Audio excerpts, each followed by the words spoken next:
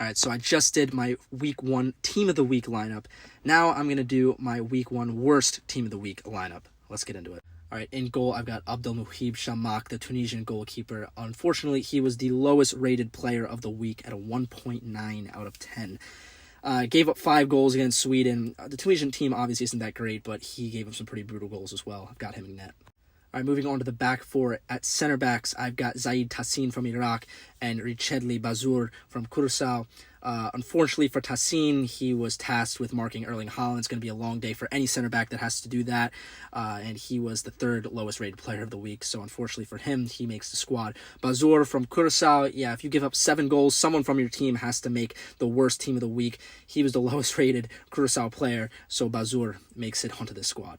All right, at left back, I've got Piero Hincapié, and he got absolutely fried by Jan Diomande in that Ivory Coast game, and especially considering he was supposed to be one of the premier players for Ecuador, can't have that kind of performance at the World Cup. And at right back, I've got Kusanov from Uzbekistan, much for the same reasons. He was getting absolutely torched by Luis Diaz all night, and being one of Uzbekistan's best players, just didn't have the answers, so he makes the squad. All right, in the midfield, let's start with the no-brainer, Sefelo Sitelo from South Africa. The 2nd lowest rated player of the week at a 3.5, red card, absolutely dreadful performance against Mexico.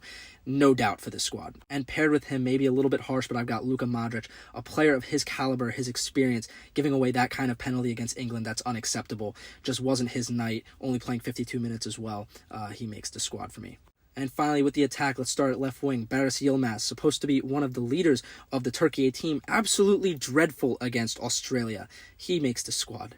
All right, at the 9, I've got Mikel Oyarzabal. Could have put a couple players here, but after that performance against Cape Verde, 90 minutes of no-show. I don't even think he touched the ball for the first 20 minutes. Someone from the Spain squad had to make it after that performance. It was him. He's at the 9 for me.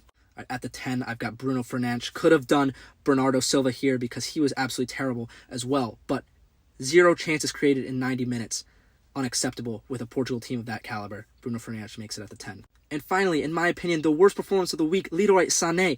How does your team score 7 goals and you have 0 goal contributions? Miss after miss. Absolutely dreadful.